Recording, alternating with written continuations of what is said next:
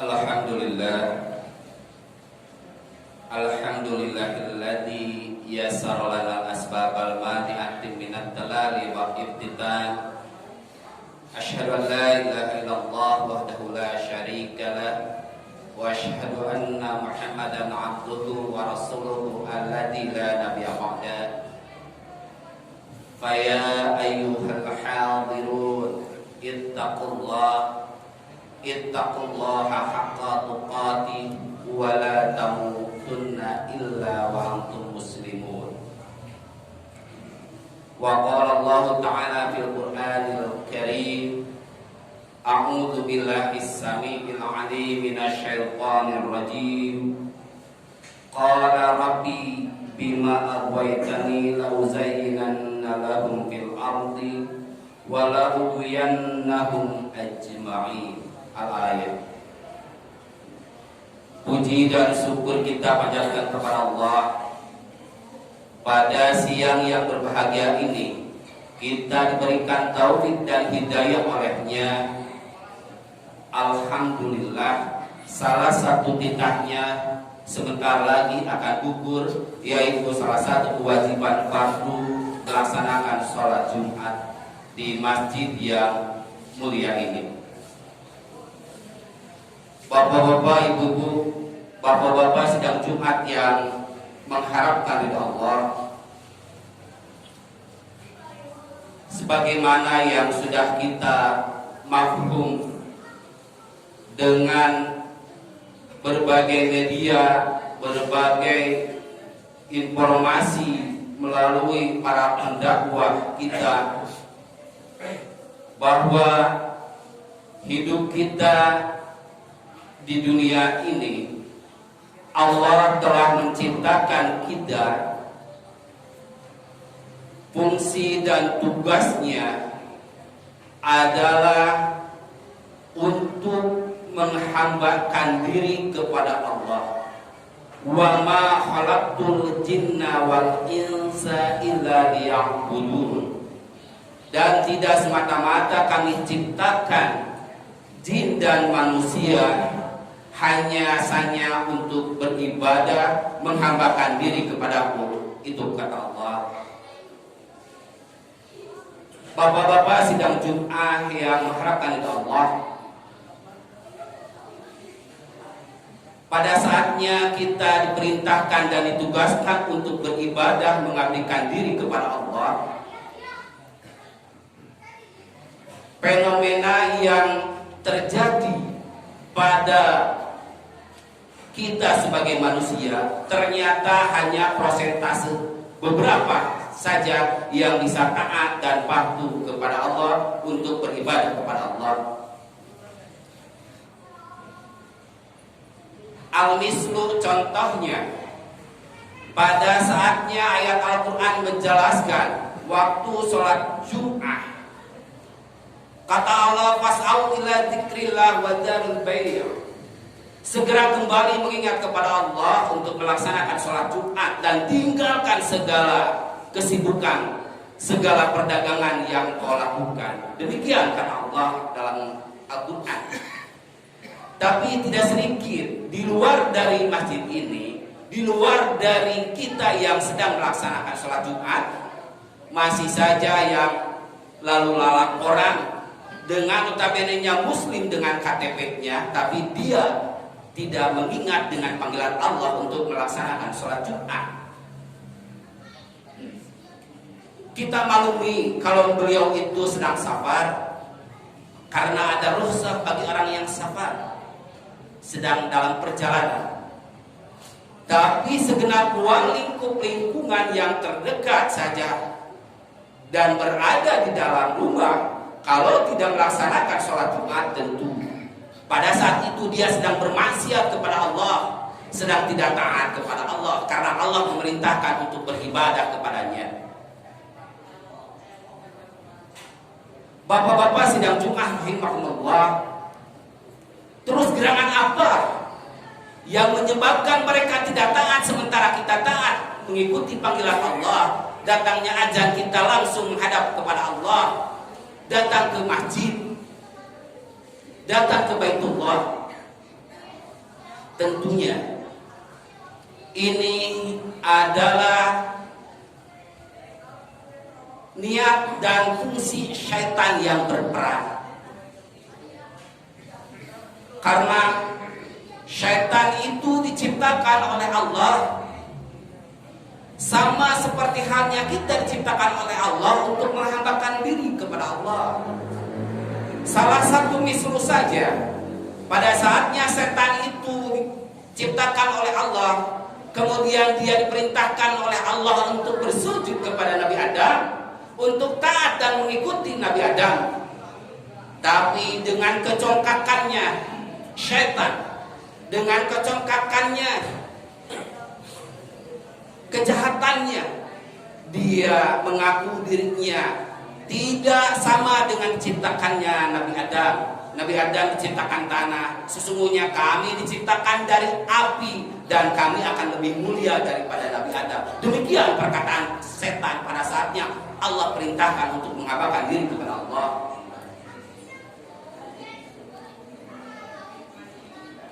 Niat setan mempunyai niat untuk membuat manusia tergelincir dari ketaatan kepada Allah.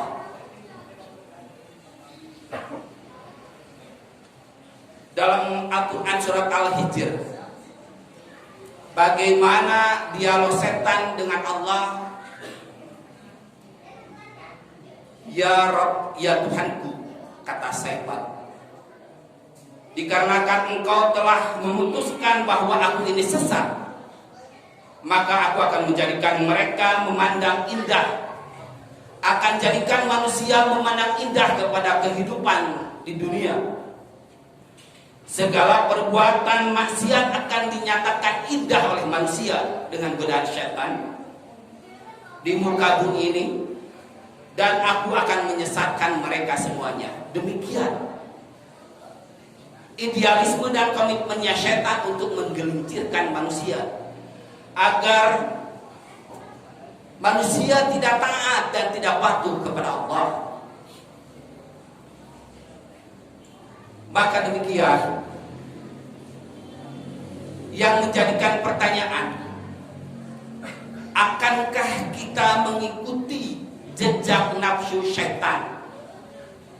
Pada saatnya diperintahkan menghambakan diri kepada Allah, tapi kita tidak sedikit lupa dan cuek dengan panggilan-panggilan Allah, perintah-perintah Allah. Jelas syaitan itu sudah menjadikan keputusasaannya terhadap Allah, dikarenakan dia dijadikan dari api,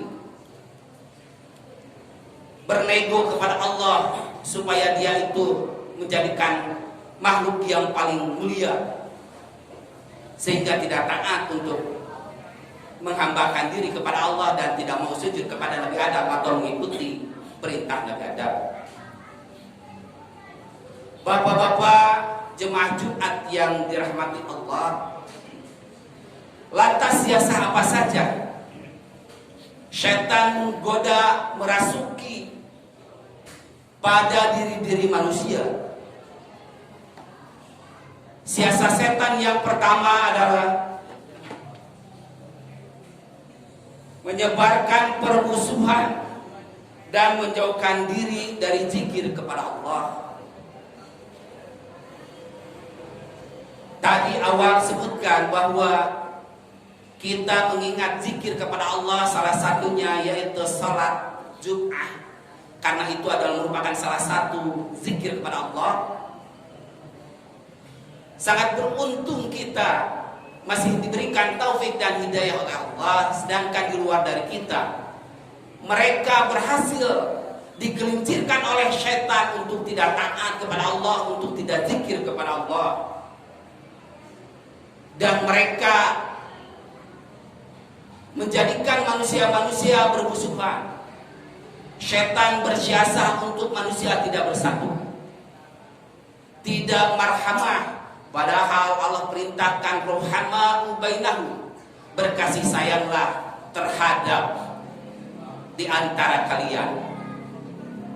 Tapi yang terjadi apa? Ternyata Tidak sedikit umat Islam yang berpecah belah.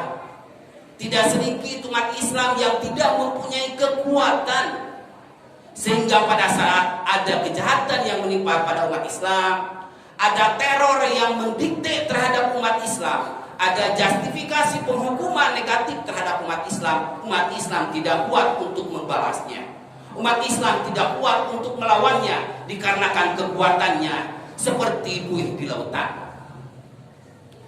Jika umat Islam tidak digoda atau tidak tergoda oleh setan, tentu umat Islam akan bersatu, dan yang akan menjadikan umat Islam terpecah itu tentunya adalah mereka-mereka iblis-iblis. Mereka-mereka adalah setan-setan.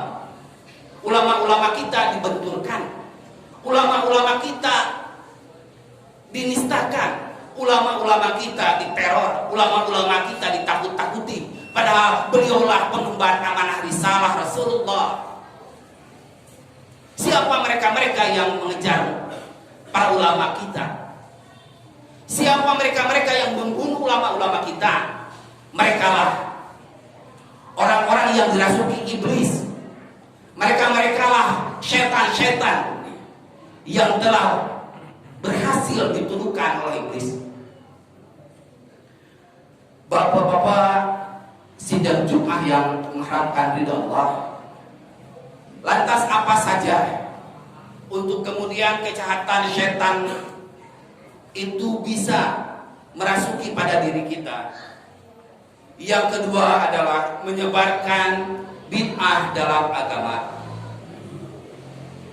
Pada saatnya kita mendengar kata-kata bid'ah, tabu bahwa bid'ah itu adalah justifikasi organisasi, justifikasi golongan. Padahal ini adalah dari Rasulullah. Rasulullah telah mengingatkan dalam beribadah, man kadzaba alayya muta'ammidan falyatabawwa maq'adahu minan nar, kata Rasul. Barang siapa yang menyerupai atau mengada-adakan perkara tentang ibadah selain dari aturan atau ajaranku, maq'adahu minan nar, siap-siaplah kelak di akhirat Allah akan dudukkan di api neraka. Na'udzubillah summa na'udzubillah. Kata-kata bid'ah ini adalah bukan kata-kata organisasi.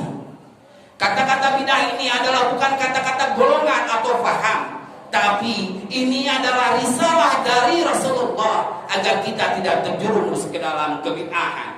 Karena Rasulullah telah mengingatkan kepada kita, bid'ah itu akan digeluntirkan oleh setan, akan diwaswaskan dalam hati-hati manusia terhadap umat Islam, agar dia cara beribadahnya tidak taat dengan cara yang Rasulullah dan Allah perintahkan. Tidak sadar dalam diri kita bahwa dalam ibadah ini jika kita tidak evaluasi, tidak ada kesempatan lagi di akhirat akan kembali ke dunia untuk berbuat baik. Ya Allah, dalam tafsir,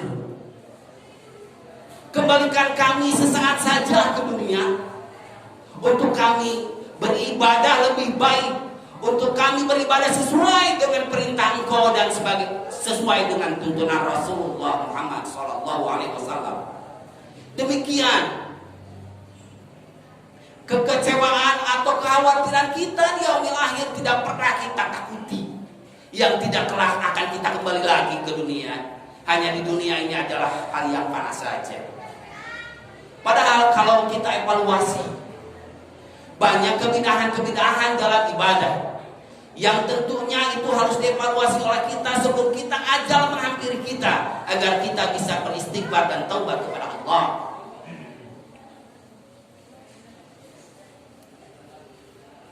Hembusan-hembusan setan dengan kebid'ahan dalam ibadah itu merupakan satu progresnya setan supaya kita tidak taat kepada Rasul dan kepada Allah. Maka demikian, agar kita tidak terjerumus pada poin kedua dalam kebid'ahan dalam ibadah. Karena bid'ah itu hanya dalam ibadah urusannya. Karena urusan dunia itu kata Rasulullah, antum ta'lamu, engkau lebih tahu untuk urusan dunia. Tapi untuk ibadah, Rasulullah, aku lebih tahu daripada engkau. Demikian kata Rasulullah. Makanya kita berhati-hati dalam ibadah, mengikuti sunnah Rasul. Laksanakan dalam ibadah apa yang telah diperintahkan oleh Rasul, dan jauhi apa yang tidak dilaksanakan atau tidak pernah dilakukan oleh Rasulullah. Karena ibadah itu al-aslu fil ibadati tauqif mamnu'un. Asal di dalam perintah ibadah itu adalah mengikuti dan diam. Mengikuti jika diperintahkan oleh Allah dan Rasul dengan tata caranya dari Rasul, dan tidak melakukan jika tidak ada perintah dari Allah dan dari Rasul. Karena dalam ibadah itu adalah kita menunggu perintah atau menunggu ajaran dari Rasul. Bukan kita mengada-adakan perkara atau mengadopsi, atau kita membuat syariat-syariat baru. Tapi dalam ibadah hendaklah kita mengikuti syariat dari Rasul. Khawatir kita maq'adahu minan nar, kata Rasulullah. Kemudian yang ketiga, setan itu membuat kerusakan pada manusia itu. Poin yang ketiga adalah menakut-nakuti manusia dalam memerintahkan pada kejahatan. Jelas, kita dibayang-bayangi dengan rasa ketakutan. Kita dibayang-bayangi dengan rasa kekhawatiran untuk menjalani hidup di dunia. Padahal Allah sudah menggaransi kita, memberikan garansi kita urusan dunia, urusan manusia itu Allah sudah memberikan jalan dan Allah sudah memberikan rezekinya. Tapi gerangan setan, gerangan rekan-rekan ablasa atau iblis, mereka menyuwas-bisu nas, membuat kita was-was untuk menjalani hidup di dunia, sehingga kita lupa dengan ibadah kelak di akhirat mempersiapkan, karena disibukkan dengan kekhawatiran di dunia. Dari ketiga poin itu, tentunya bagi kita, akankah kita terjerumus ke dalam lubang godaan setan? Tentunya tidak. Barakallahu li wa lakum.